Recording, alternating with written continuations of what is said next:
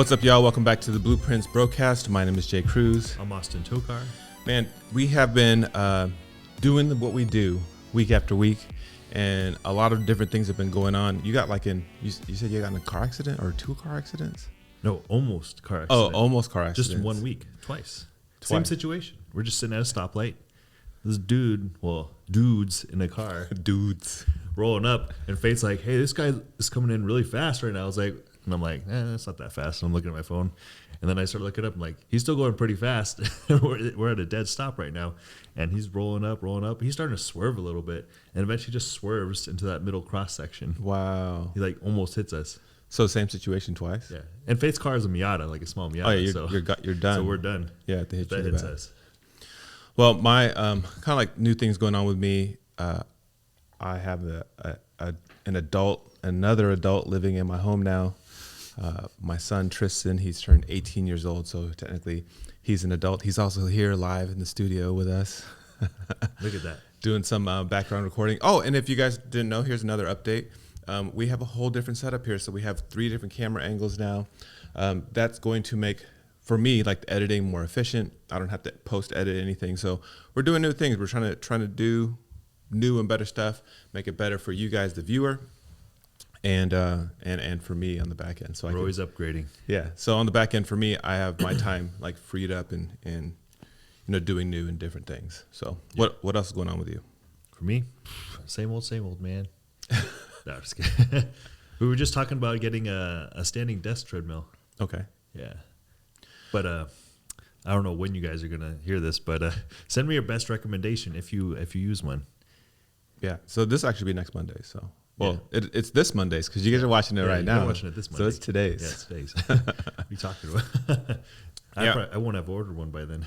Yeah. We one of the main things that Austin has me doing is steps. So I'm putting in steps every single day, at least 8,000. Well, not at least, on average 8,000 a day. Mm-hmm. That will be going up shortly once I start changing my diet and my plan.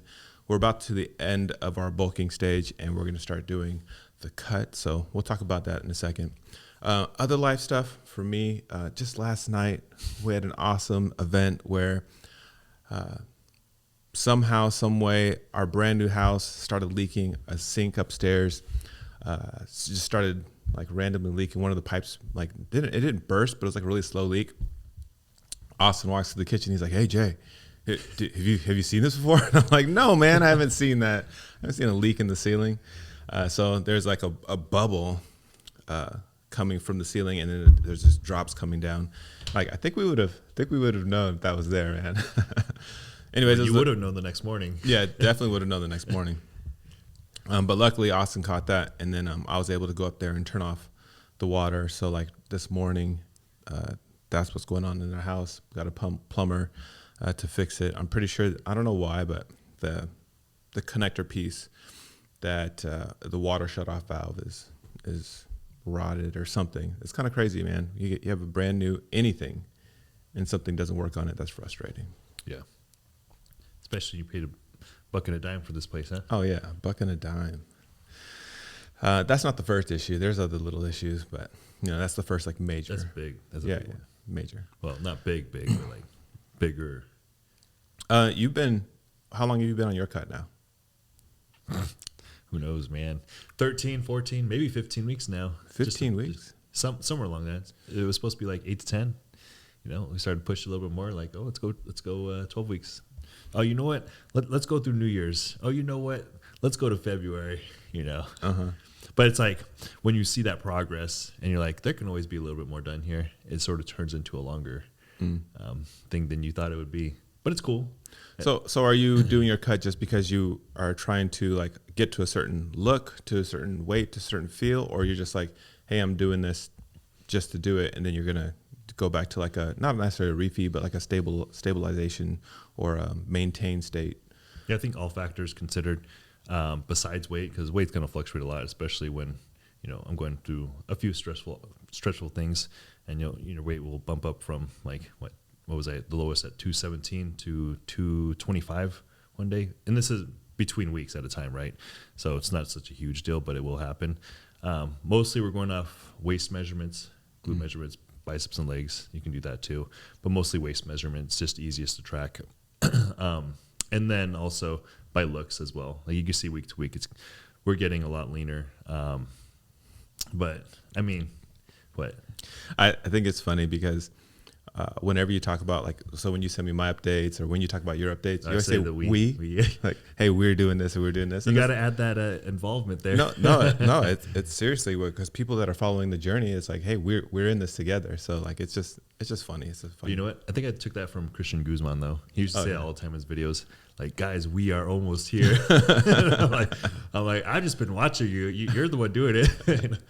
But that's where that came from, I think. But yeah, mostly measurements, I think, was like the best option for right now because visually, your mind can go here and there with things just because like you've been in it for so long. You're like, oh, I don't look good. Well, that's why you have someone else to check for you. So when you have like some sort of like specific measurement to go off of, it's much easier to like think straight about things. Because pictures, not all the time. You're always going to look for the bad things when you're looking at your own update pictures. From cut to cut, do you find that your waist measurement goes back to the same small, like say it's 28 or whatever? Does it go back to that, or like each time you get to your cut, is it just like a little bit thicker than it was the previous time? It can be relative. Like your waist measurement should actually never change. But this is for a normal person. It should never change. But when you get to my size, when you get that big, it's going to change over a period of time just because you're carrying around more weight, so your core has to work more. So your waist can thicken up, I'd say, but not like, you'll look at people and you're like, wow, you got a massive like waist, right? And like it's just because like the barrel chested, when people say you're barrel chested, they tend to have like a thicker waistline. Well, there's also CrossFit athletes that tend to do a lot of core type movements, and they just end up having like a straight, like from chest to waist, it's a block. I think that's also the type of training they're doing too. So like they're really detailed, like they're very lean, but they don't specifically work on like, hey, let me get my width with the lats bigger, right? They don't get my delts bigger. When you do bodybuilding, you're specifically making this illusionary shape. So you'll do anything to keep stress away from your core and do everything to put the stress on your shoulders and your lats. Whereas CrossFit's just functional training, right? Quote unquote functional training.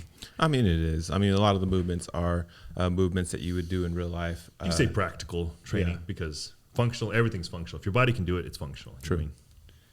Okay, so enough on your cut. Like, let's move on to mine. Yeah, so we're going to start the day after Valentine's Day, February 15th. I'm going to start my cut. So probably on my YouTube, I will show you guys my starting and then my first day of cut, like what that looks like, and I'll talk about it a little bit more on there. But so what are we gonna do? How are we changing the plan? What are we doing? What are we doing? Yeah. Well, first things first, like he just mentioned, we're gonna do it after Valentine's Day. So I think it's important to note, like, you shouldn't start stuff when you know some event, whatever is gonna happen, like within a week's time of your cut. If you're planning to do something, do it to the fullest. If you know, like, hey, I want to plan a date night for like, you're going for Julie. I don't know what you guys are going to do, whatever it is. We never do anything. Yeah, exactly. But it leaves that option open. You know what I mean? It's like I want that option for you available. So like if you do end up doing something, you're like, you know what? Let's do something different. Let's go out, whatever it is. You have that option available to you rather than just going to the cut. You're like, nah, I can't do it anymore. I'm sorry. I'm all in on this. It's better for the relationship, I think. And this is not just for relationship stuff. This is just for like life in general. You have to think outside the box. Like, okay, what other factors are going to come into play that's going to derail me a little bit? Yeah. So keep on track. Yeah, like a cut through the holidays. If you try to do one Thanksgiving and Christmas, that's the stupidest idea ever because it's just not going to work. Hey, man, that was good for the holiday. Yeah, but like the first time you would never do that. Like No. you're fine because like you're experienced, you've done it before. But if it's the first time you're ever doing it, it's not smart. But I mean, you didn't have like I bet you if you did like a graph, I bet you that during the holidays it was like a straight, and then there's like when you had a week away from like the holiday day, it went down again. But then like Christmas week again, it went straight, and then it went down again. So like it just depends on how strict you are during that time. So basically how I planned is like, I just did a little bit more cardio, and then I allowed myself to eat a little bit more. I just didn't eat like a jerk, you know. I had what I wanted, but you know, within a means. Like it's pretty easy for me to do a little bit of extra cardio to a little bit more calories to have throughout the day. So you would see a little bit of a rise in weight. You know, that's just fluctuation, holding on to water, glycogen, sodium, and then that drops off after getting back on track for a bit. Then it'll rise again. You know, because you went from Thanksgiving to my birthday to Christmas to New Year's. So you have those highs and then it comes back down. But what do you think is going to happen with your cut? So typically when I would cut, I would like, even before you started like with me, I'm low carb in general. Like I just don't eat carbs. Yeah. It's not something like I necessarily enjoy. If I want to eat them, I can eat them really easily, but it's not the thing that I eat. What I found when we started tracking initially is like, man, fat is like my go-to. Like I eat fat, not because I like fat. It's just that's the foods that are more readily available. Yeah. Eggs and cheeses and just dumb stuff. It's just there, you know? So I feel like for me, what I would do differently this time, because I've cut, like I'll find some videos somewhere and I'll put it up of when I've ever done it on my own, but now it's different with having a coach. But I would just, my protein would go up higher and I would just eat lower carbs and it would work out. And honestly, my whole track record of fitness, probably since I started trying to gain weight, cardio has been like non-existent. Like I've never done it to cut, and I've been able to get down before. So this time I want to do better. So obviously, like I'm adding the steps, but I'll probably add more steps to get my activity higher, and then I don't have to worry about what I'm eating as much as I did before when I would cut. Before when I would cut, it would I would eat so little, and it was well, you're eating like 17. That's crazy to me. Yeah. I think it's a built-in habit after a while. You're just kind of like, I don't know what it is to eat a lot of food anymore. Yeah. On a normal day for me though, like if I'm not tracking, I probably ate 1,800. So like I'm on average, probably 26 on average right now. So that's a lot of calories that will disappear really easily. But I think this cut will be pretty easy. I don't have an issue with not eating. There's days where I literally force the last 600-700 calories into my diet daily. Yeah. So the cutting and not eating portion will be pretty easy. But the one thing I think that you said a lot is like, hey, when I eat that makes my workout better because I have the energy. So that's the only part I'm worried about, is energy level going down because I'm not forcing the food in. Yeah. So I think that's important that you bring that up, because when your energy level goes down, the first thing that tends to go is, you know, either daily activities or just your training. Training tends to drop off, and that's what you want to keep up while you're cutting, because you know you spend all this time making sure that training is, you know, at its highest peak intensity, right? And then for a lot of people that get in the cut, they're like, oh, you know what, I'm already dieting with food, so my training can slack a little bit. You know, you got to keep that one just as high as efficiently as anything else. Yeah, I kind of think of it as like blowing up a balloon.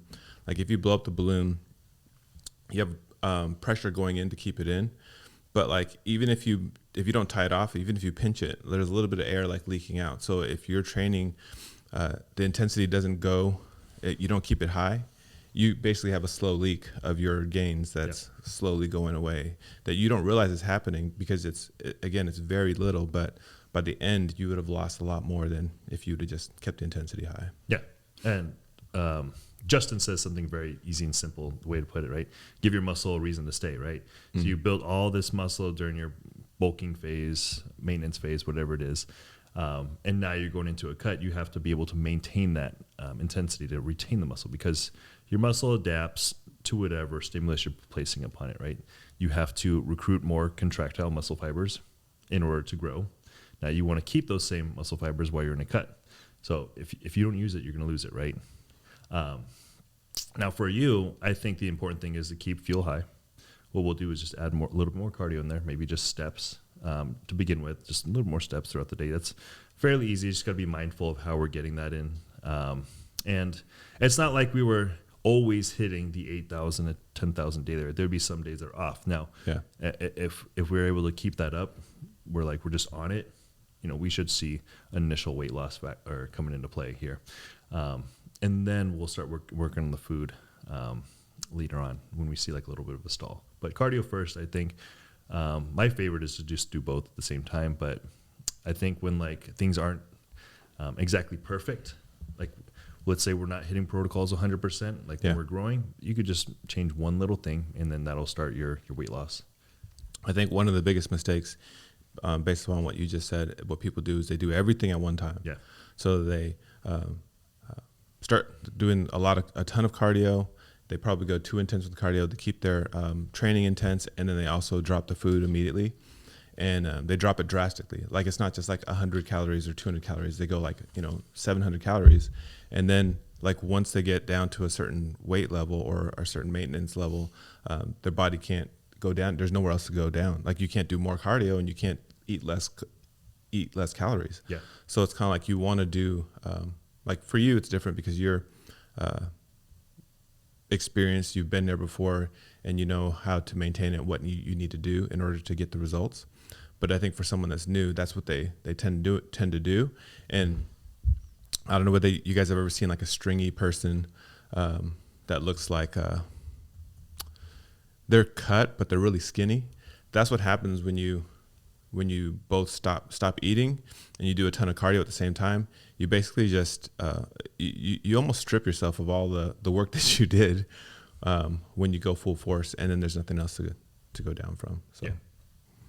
One other thing is a lot of people tend to say like, oh, I'm eating the least amount I've ever eaten my whole life, and I'm just not losing weight. But everything comes down to the law of thermodynamics, right? If you're eating less and you're outputting more, you're going to lose weight. I think people have a huge problem with tracking accurately with their food. Right? That's the biggest thing. It's like everyone always says, I can't lose weight, I'm eating so little, but in reality, they're not. You know what I mean? Like you're picking at things throughout the day. You're saying like, oh, this what tablespoon of peanut butter is just a tablespoon, when in reality, you didn't weigh it. You measured it by the tablespoon, which can be like a variance of like maybe 12 grams. And 12 grams is like, maybe 7 to 10 grams of extra fat you just ate right there. Yeah. Things like that, they just pile up throughout the day. And then eventually you're just in some sort of surplus, or you're still at maintenance level of your calories. Yeah. It doesn't matter if you're tracking. It's the matter of how accurate you're tracking your food. Okay. So day after Valentine's Day, we're starting it up. I don't know what else, what other things like, because that's really general. I don't know if there's really specific things. Are there any specific things that you'd say, hey, let's dial this in, or let's hit this aspect specifically? I think you nailed it earlier. You just want to do one thing at a time. So first thing for us is just like, hey, let's up cardio a little bit here, because like it's not like you're consistently pushing up in weight anyway. We're staying around the same weight, and even some weeks we see your weight drop off slightly, right? And we're still eating like pretty much the same amount of food. So if we just up the activity, we're going to see an initial drop off. Now, if we don't see it, then we'll go ahead and like, hey, let's cut some calories here. But if the calories are at a point where you're still like trying to force the food down, we can cut it off just to have that ease and peace of mind, So that may be a consideration point. But we'll see once February 15th comes around. When is February 14th? Is that Tuesday? It's a weekday, I think it's a Wednesday. It's a Wednesday. It's a weekday, I think. It is a Thursday. Thursday. Okay. Thank you. Behind the camera. There we go. So what about you? Like here on this cut, what is your what's your end goal? When is it going to stop? What are you headed to right now? Once the waist is below 30 inches, I think that's when we'll go ahead and stop. I think on average, mine can get to like 28 and a half. I think that's the lowest I've ever been. So if I can get below 30 right now, that would be good. I mean, that's about an inch away from like my stage waistline. Okay. Yeah. Are you planning on doing a show again eventually, or you're just like, hey, I just need to be at this specific aesthetic, and that's where I want to like sit at? We'll just say leanness. If we want to pop in a show, we'll pop in a show, but it's not planned. Just pop into one. Just if you're that lean, you generally can. Like you're considered like 3 to 4 weeks out of a show. You can just dial things in really quickly, and then you're like, you know what, we'll walk on stage. I'll be honest, there are some shows that were here in Texas this week that I was like, I probably could have won that class. I could have won it. Yeah. Well, I think that's one of the things that I wanted to talk about later is just being ready, like being ready for an opportunity. Don't want to talk about that now because that's a whole different podcast. But I know there's a quick one, guys, and I know that we just pretty much talked about like life updates for us and my and Austin's physique updates. But hopefully you guys got something out of that. And if you guys are trying to do any kind of like bodybuilding or cut or whatever that is, one stage at a time or one step at a time, because you don't want to overdo it and be at a place where, you know, like Austin said, that you have nowhere else to go. Thank you for joining us. We'll see you next time. Peace.